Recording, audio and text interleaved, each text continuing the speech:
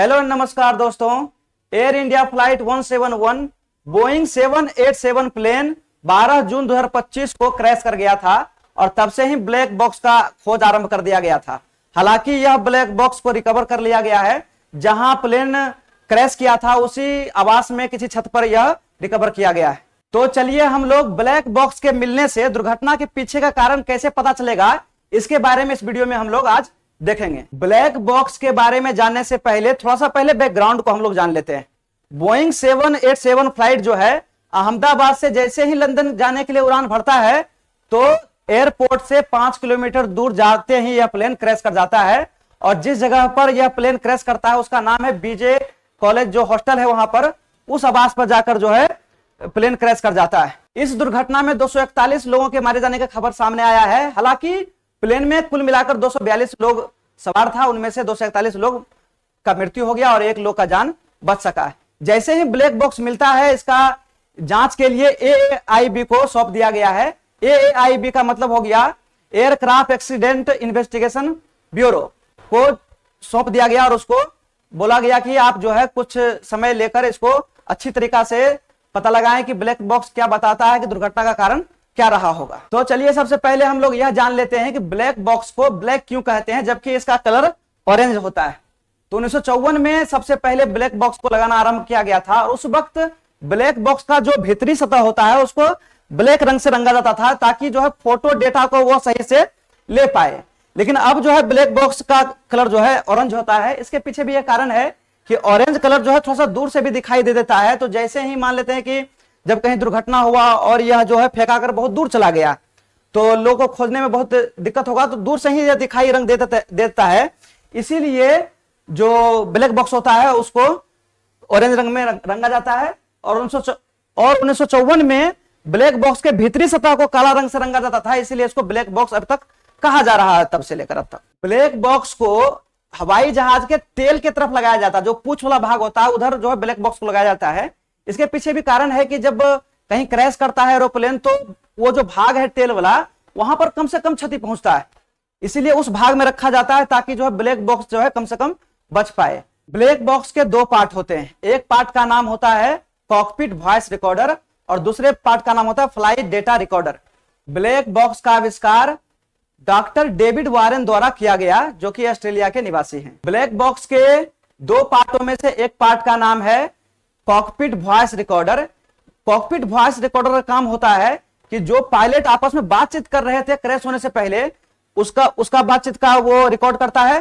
साथ में जो बैकग्राउंड में जो साउंड रहा होगा, जैसे कि जब प्लेन क्रैश करने वाला होगा तो लोग जो चिल्लाने का आवाज होगा या जो बैकग्राउंड का जो आवाज रहा होगा उसको भी यह कॉकपिट वॉइस रिकॉर्डर जो है रिकॉर्ड करता है।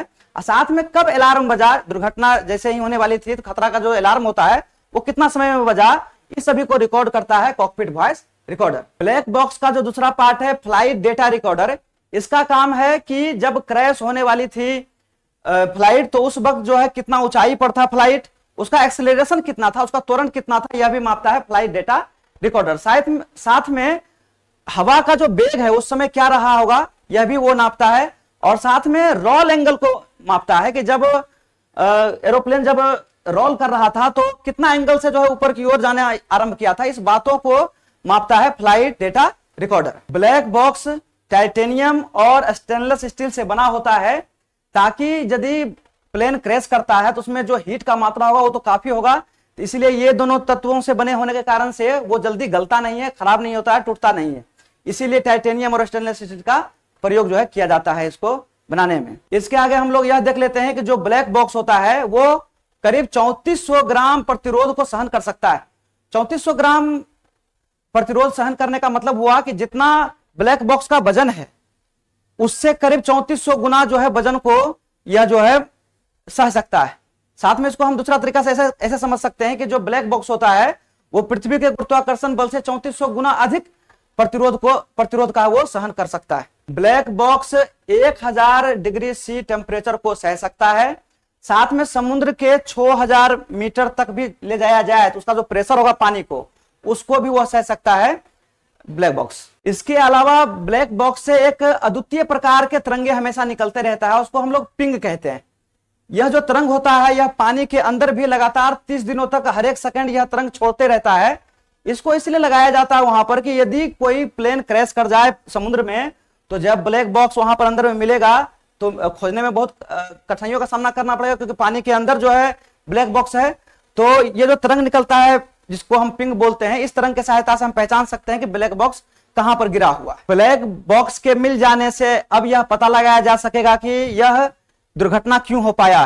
क्या यांत्रिकी गड़बड़ी के कारण से यह हो पाया था, या फिर टेररिस्ट अटैक के कारण से हो पाया था, या फिर मशीन में गड़बड़ी के कारण से हो पाया था, और साथ में दे सकते हैं कि या तो फिर पायलट के कुछ त्रुटि के कारण से यह दुर्घटना हो पाया था। तो ब्लैक बॉक्स अब मिला है, तो ये सारी जानकारियों को ऊपर जैसे ही करेगा तो हम लोग एक वीडियो और इस पर ले आएंगे, और ताकि जो है जैसे ही जो खबर आएगा सामने आपके सामने हम ले आएंगे उसको। ब्लैक बॉक्स के डेटा से यह तय होगा कि भविष्य में होने वाली गलतियों से बचा जा सकता है, साथ में किसका उत्तरदायित्व है, कौन सा लोग या फिर मशीन या फिर टेररिस्ट किसके कारण से यह चीज हो पाया है, उत्तरदायित्व को ठहराया जा सकता है। इसके अलावा पास्ट में कुछ एयर क्रैश हुआ था, तो उसमें ब्लैक बॉक्स कैसे मदद किया था उसके बारे में थोड़ा सा पढ़ लेते हैं, ताकि आपको एक अंदाजा मिल जाए कि ब्लैक बॉक्स के मिलने से किस प्रकार से संभावनाओं को दर्शा सकते हैं कि किस प्रकार से वो दुर्घटना हुआ होगा।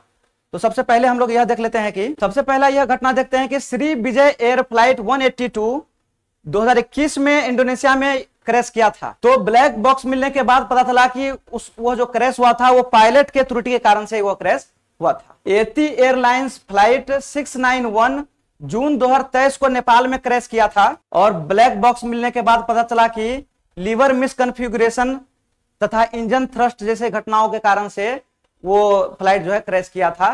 तो हम लोग जैसे कि अभी पूरे ब्लैक बॉक्स बारे में पढ़े, इसका रंग क्यों है ऐसा, क्यों ब्लैक बॉक्स को ब्लैक बॉक्स कहा जाता है, साथ में किस प्रकार से सहायता कर सकता है ये दुर्घटना को बताने में, और भविष्य के लिए कैसा हम सावधानी बरत सकते हैं, इन सभी चीजों को हम आज के वीडियो में देखे हैं। तो चलिए आज के वीडियो को यहीं खत्म करते हैं। Thank you.